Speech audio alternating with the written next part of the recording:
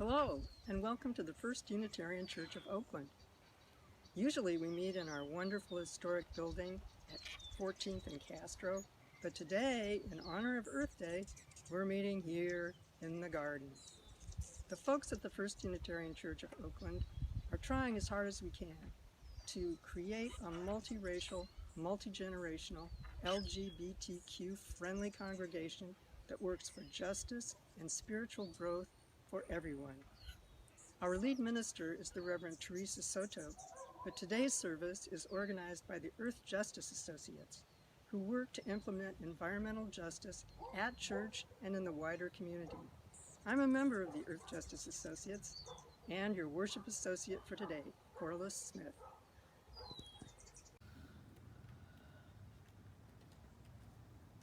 We light this chalice, symbol of Unitarian Universalism.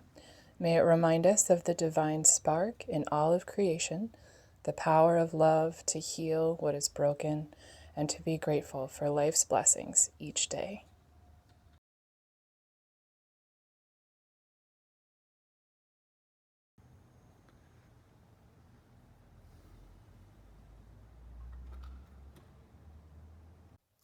We light this candle in solidarity with the Black Lives Matter movement and work for the day in which Black lives are treated equitably with dignity and justice.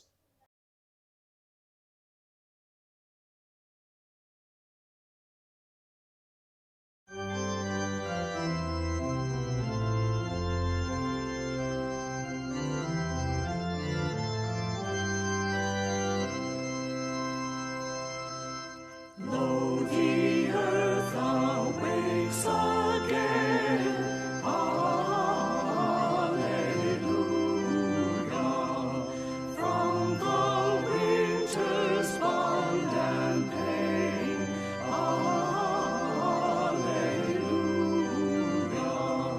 Bring relief and flower and spring. Alleluia. To adorn this happy day. Alleluia.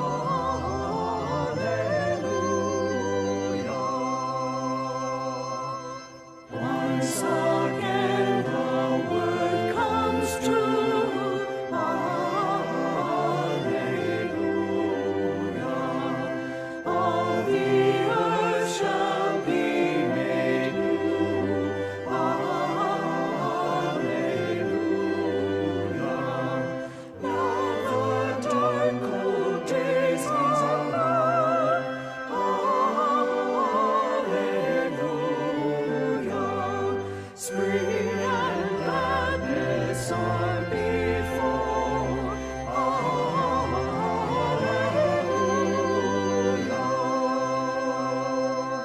Change then mourning into praise. Alleluia.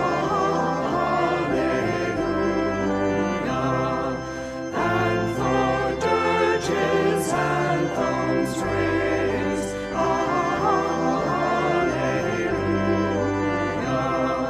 How our spirits soar and sing. Alleluia. How our hearts beat with the spring. Alleluia.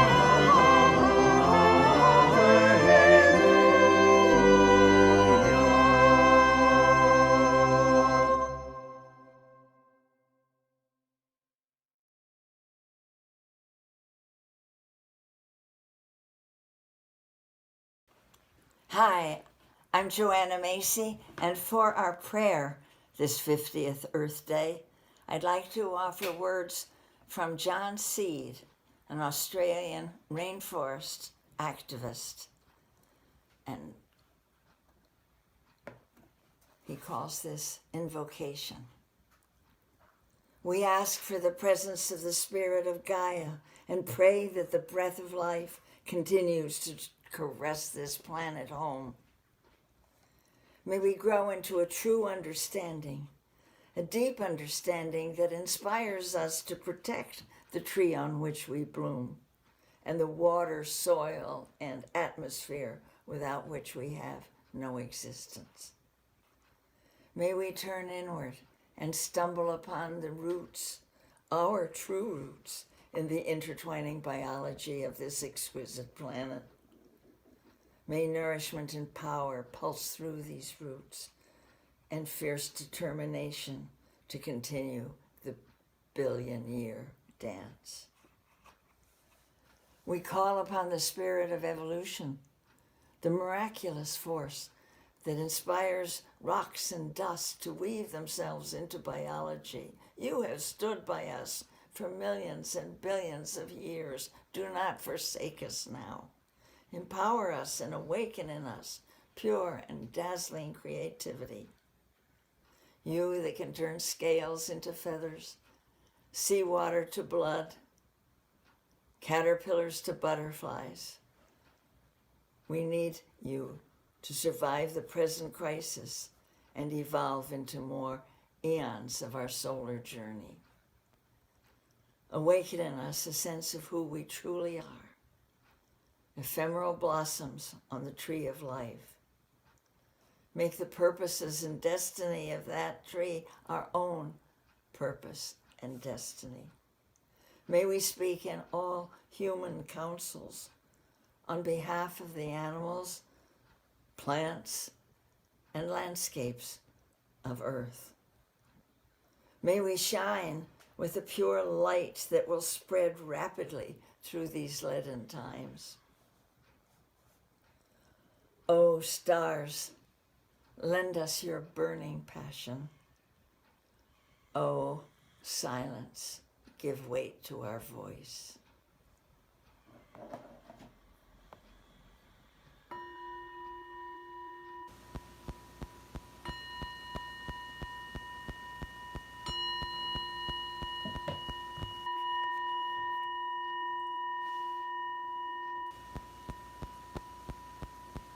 Hi, I'm Susan Kiter. I'm going to sing the Garden Song, and I hope that you'll sing with me. Inch by inch, row by row, gonna make this garden grow. All it takes is a rake and a hoe and a piece of fertile ground. Inch by inch, row by row, someone bless these seeds I sow. Someone warm them from below till the rain comes tumbling down. Pulling weeds and picking stones, we are made of dreams and bones. Feel the need to grow my own, 'cause the time is close at hand. Grain for grain, sun and rain, find my way in nature's chain. Tune my body and my brain to the music from the land.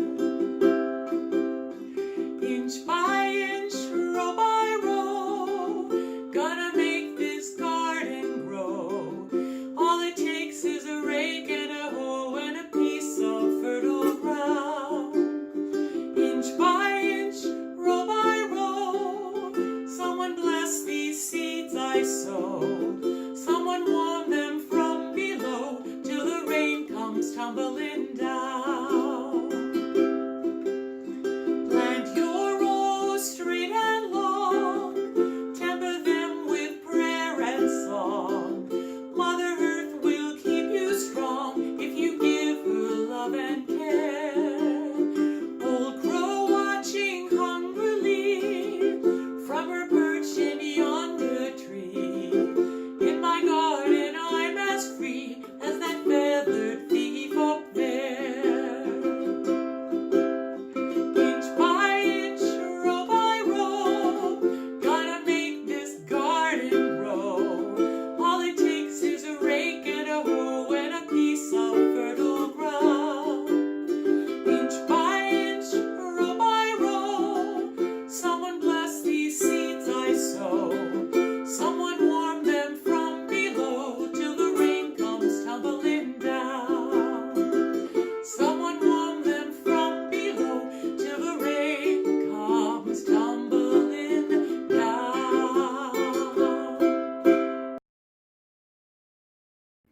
Hi, this is Tom Haw. I've been a member of our church for, I guess, over 40 years.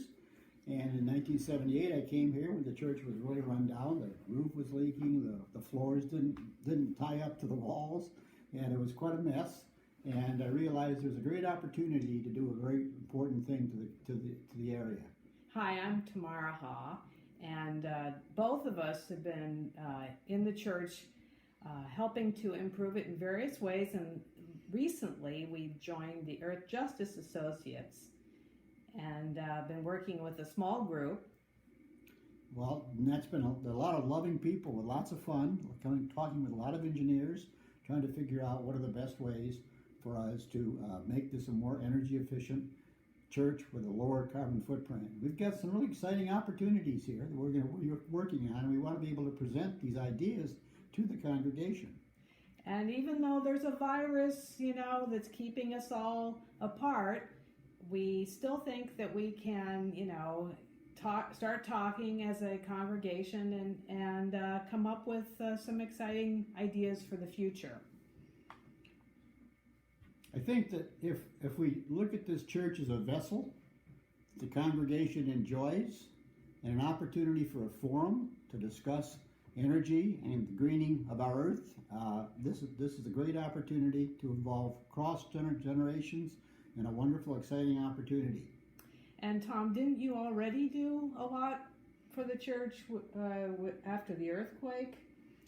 Well, that's when we did the retrofit. It was an over $6 million operation. We got about half of that money came from the FEMA and also from the city of Oakland. And the balance came from the congregation. They raised that kind of money, and it was a very satisfying effort on everybody's part, and everyone contributed. No small donations were rejected. We all got involved. We were all excited. It was a real community project. So if you'd like to join us, we meet once a month, and we're using Zoom, and we have a nice group, and we welcome new people. So think about it. I think that in summary, I do believe that we do have but one earth, and we have our congregation, and it's time now to do something for tomorrow, for our children and for our children's children. So join us. We are a serious and fun-loving group of people, and we do make a difference. Maybe so. Maybe so.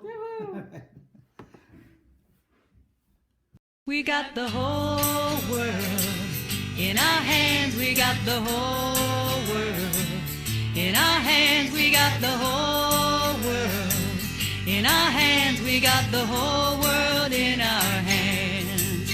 We should recycle now all that we can. Reduce, reuse, recycle all that we can. We should reduce, recycle all that we can. We've got the whole world in our hands.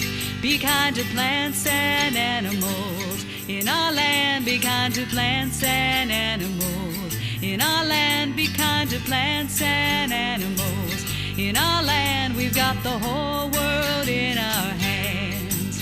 We've got the whole world in our hands. We got the whole world in our hands. We got the whole world in our hands. We got the whole world in our hands. Shake hands with sisters and brothers throughout the land. Join hands with sisters and brothers throughout the land. Join hands with sisters and brothers throughout the land. We got the whole world in our hands. Well, you dream your bright dream, then do all you can. Dream your bright dream, then do all you can. Dream a bright dream, then do all you can. We've got the whole world in our hands. We've got the whole world in our hands. We got the whole world in our hands. We got the whole world in our hands. We got the whole world in our hands. We've got the whole world in our hands. We got the whole world in our hands. We got the whole world in our hands. We got the whole world.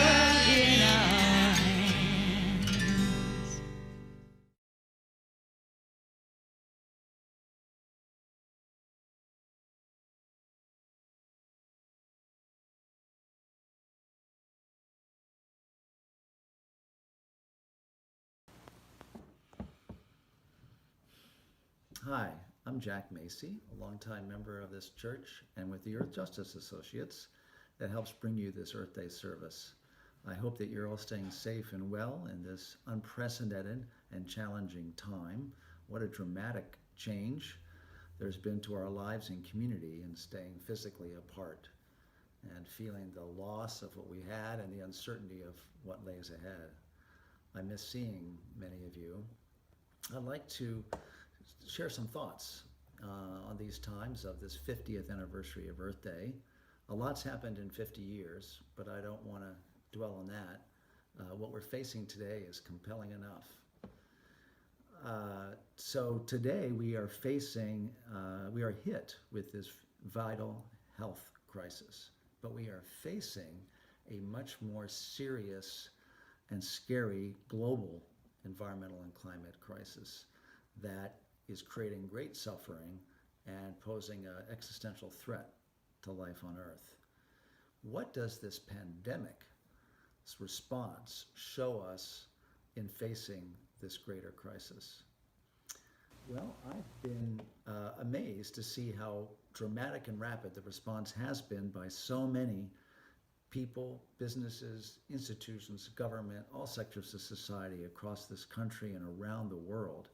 We're seeing people stay home like never before, people performing essential services, making sacrifices to help protect others with many acts of kindness, mutual aid and support, many of us donating, and the big risks being taken by frontline workers.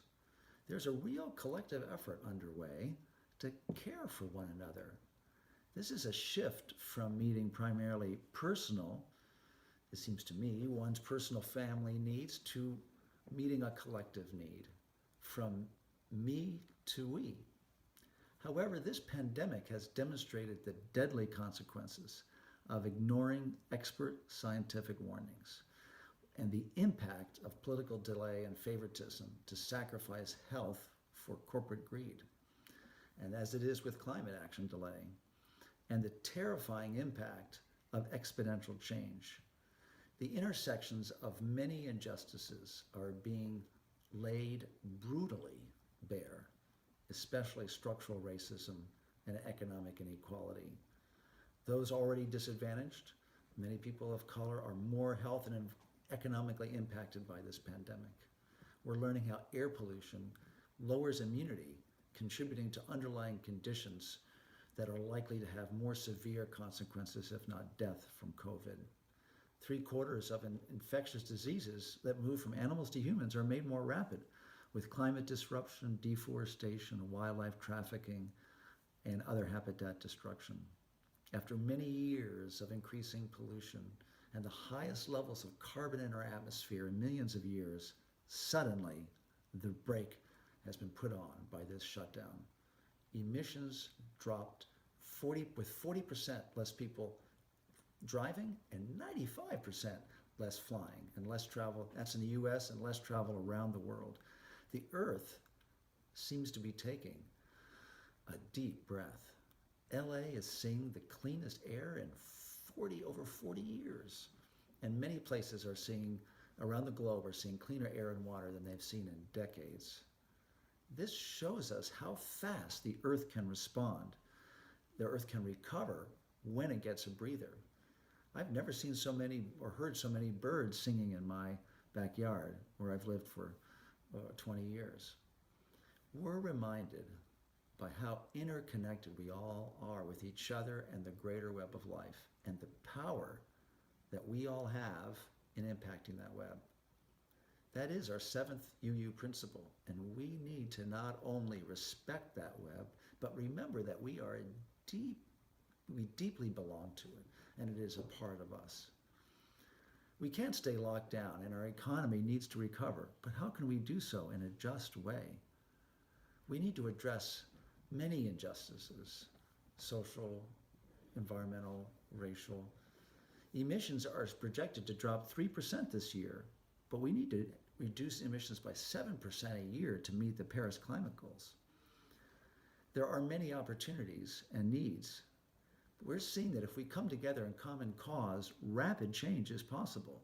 Government is now spending trillions of dollars, unheard of, and with more to come. The Green New Deal offers an exciting, just framework for moving to clean, renewable energy, affordable housing, guaranteed health care, livable wage jobs, and healthy food to meet real human needs. This is a critical year for all of us to change the balance of power to help us achieve a just and healthy transition to a new future. Terry Tempest Williams, activist and author, recently said, "We're going to be facing some very hard things in the future, and I hope that we have the consciousness that can rise to this moment." That's the question I have. How do we find the strength to not look away? I would like to end with Arundhati Roy, the famous novelist from India, who wrote an essay in the Financial Times on April 3rd that ended with this. "The coronavirus has made the mighty kneel and brought the world to a halt like nothing else could. Our minds are still racing back and forth, longing for a return to normalcy, trying to stitch our future to our past and refusing to acknowledge the rupture. But the rupture exists. And in the midst of this terrible despair, it offers us a chance to rethink the doomsday machine we have built for ourselves. Nothing could be worse than a return to normalcy. Historically, pandemics have forced humans to break with the past and imagine their world anew. This one is no different. It is a portal, a gateway between one world and the next. We can choose to walk through it, dragging the carcasses of our prejudice and hatred, our avarice, our data banks and dead ideas, our dead rivers and smoky skies behind us. Or we can walk through lightly, with little luggage, ready to imagine another world, and ready to fight for it." May it be so.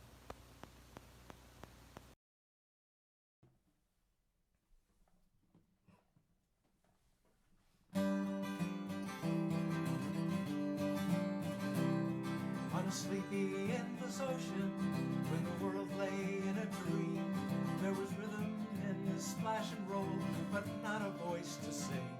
So the moon fell on the breakers, and the morning warmed the waves, and a single cell did jump and hum with joy, as though to say, "This is my home, this is my only home, this is the only sacred ground that I have ever known."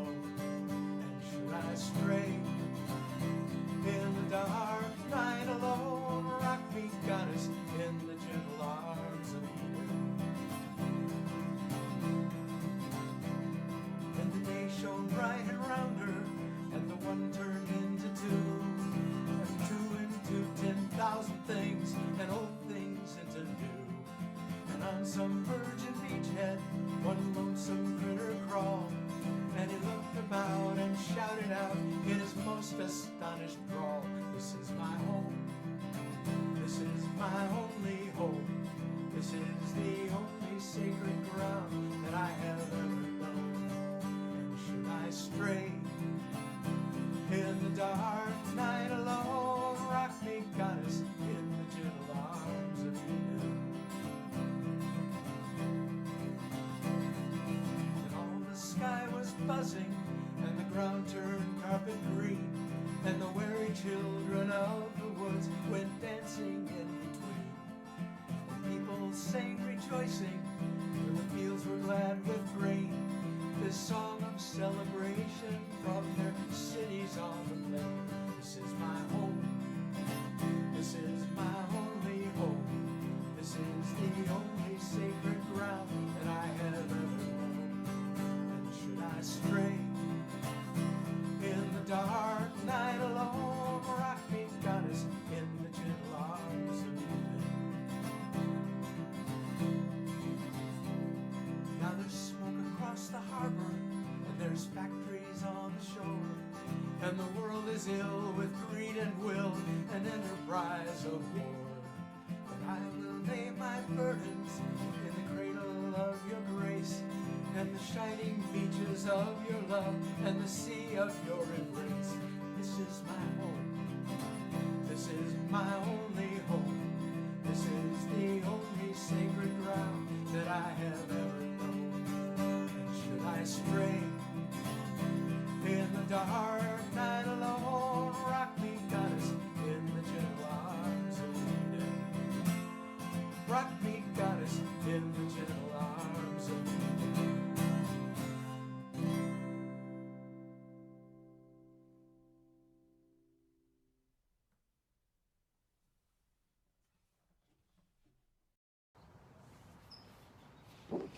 Hi, my name is Lydia, and I grew up in the Foucault community, and now I'm a first-year student at McAllister College in St. Paul, Minnesota, although now I'm home doing Zoom University like most students are.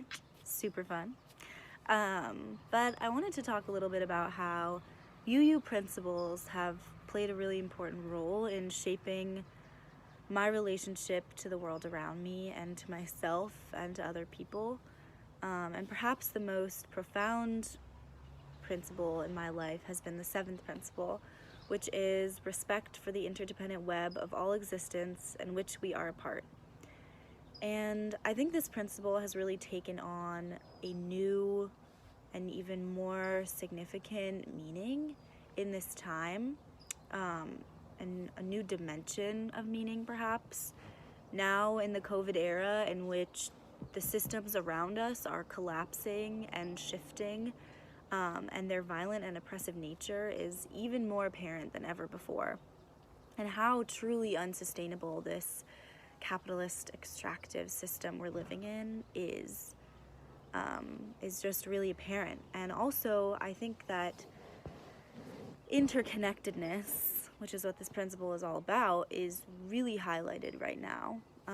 And when I say new meaning, I think I've always thought of this principle as talking about an interconnectedness between, humans and nature and animals and plants and trees and the sky, and not just the human world, which I do think is still really true and really meaningful right now, and we can really see that right now. We can see that we're not exempt from climate disaster and pandemics and extinction. This threat of our mortality is very apparent right now. Not that I think we're going extinct, that's not what I'm saying. But anyway, I think that another dimension of this interconnectedness is really, really important and apparent to see, and that is this interconnectedness of social issues and struggles. And I think that right now we're really seeing that you can't win or solve one issue without attacking the other.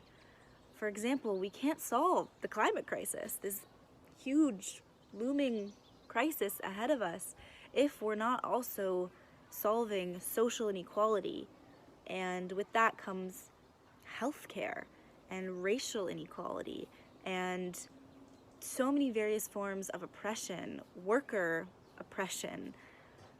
We have to solve them all together in order to win and to reshape and re-envision our society, because we truly can't go back to normalcy after this pandemic. We have to carry forward and recreate and reimagine a society that really appreciates our interconnectedness and protects the earth and all of its inhabitants, and specifically those who are bearing the brunt of this pandemic, of climate disaster and extractive capitalism.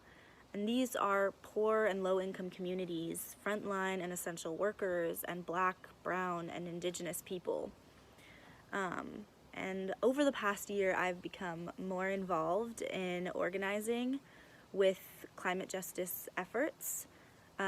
So specifically the Sunrise Movement, which is a movement of young people specifically working to fight climate change and create millions of jobs, green jobs, in the process. and really just re-envision a new society. And we're champions of the Green New Deal, which attacks climate change at a social political level by attacking social inequality.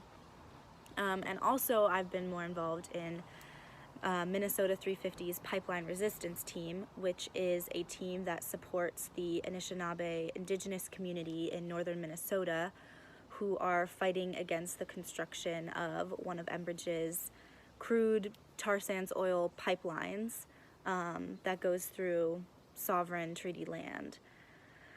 So my role in this work really is to follow the lead of Black, Brown, and Indigenous and working leaders and fight for a society and for policies that protect Indigenous sovereignty and working people and stop fossil fuel and other corporations from exploiting the earth and working people, and to shift our society into one that protects the earth and its people and is free from billionaire corporate executives and corrupt politicians. And I think right now we're really seeing that we need these things more than ever before. We need a Green New Deal more than ever before. And we need to restart our economy into a sustainable one that's sustainable for humans, for workers, and for the earth. And so I rambled a lot, but I think that what's really important right now is to assess our own positions and assess how this pandemic and how the climate crisis is impacting us differently, and use that to find our place in a movement to support Indigenous sovereignty, to support working people, and to really see the connections between all these issues. I really think that's the most important thing. And to draw on our beautiful relationship and access to nature and to the earth in order to find energy to do that. Because the earth can fuel us to protect it and to protect people. So amidst all this fear and devastation and pain, there's also hope for a new world that serves all of us and protects us from pandemics and disasters like this in the future. Thank you all. Happy Earth Day. Get out into nature. Donate to an Indigenous frontline sovereignty movement. Donate to the Sunrise Movement. Phone bank for a Green New Deal champion. There's so much you can do. And enjoy the earth. Thank her. Thank the earth. Thank you. Bye.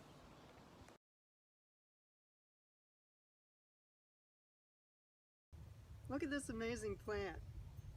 I provided good soil for it, and I watered it for a couple of years. During that time, it had these great leaves, but it was just a rounded shrub. And then this year, it turned into this beautiful blossoming creature. And I'm thinking that the church is kind of like that, in that we nourish it with our love and our effort and our money, and it produces stuff for us beyond our imagination. But this time the church really needs some nourishment, because usually we make money from rentals, but they're gone with the wind, with the virus, and the expenses are still there. So I'm asking you, if you can, to make a special contribution to help the church. Reverend Teresa will tell you how.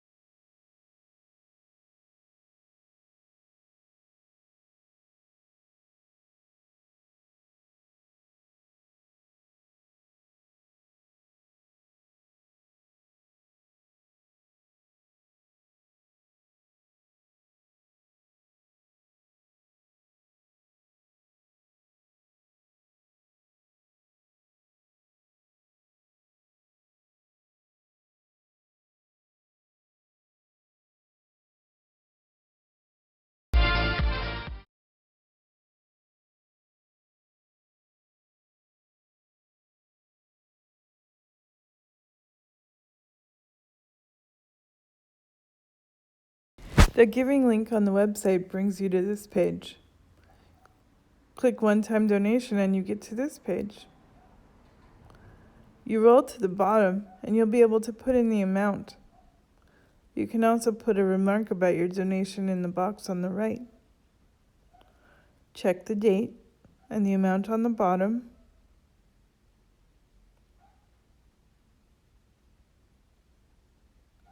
And then you'll be able to click continue.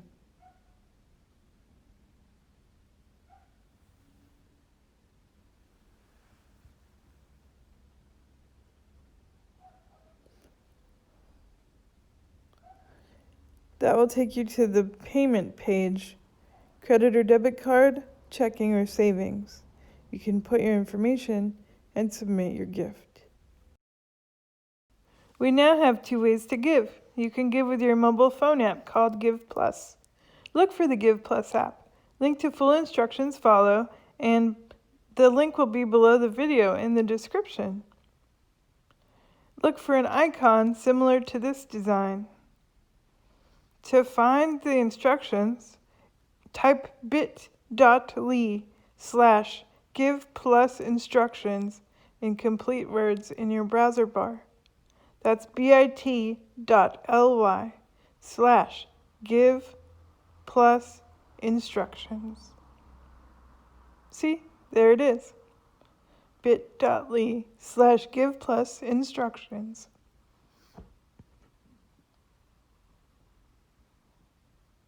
You can even print them out to follow along. If you need help, email the finance team at uuoakland.org. That's financeteam@uuoakland.org. And many thanks to the finance team for their work in making this possible.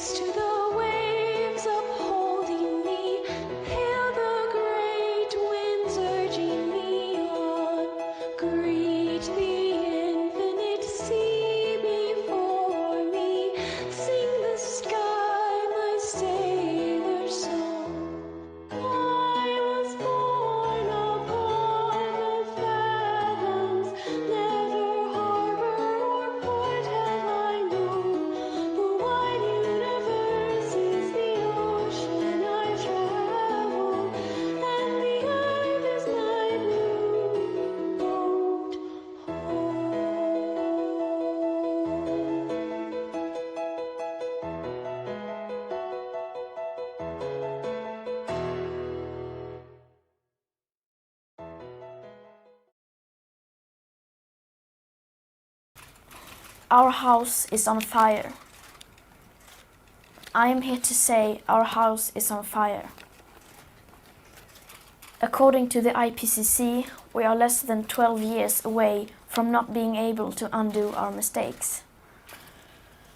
At places like Davos, people like to tell success stories, but their financial success has come with an unthinkable price tag. And on climate change, we have to acknowledge that we have failed.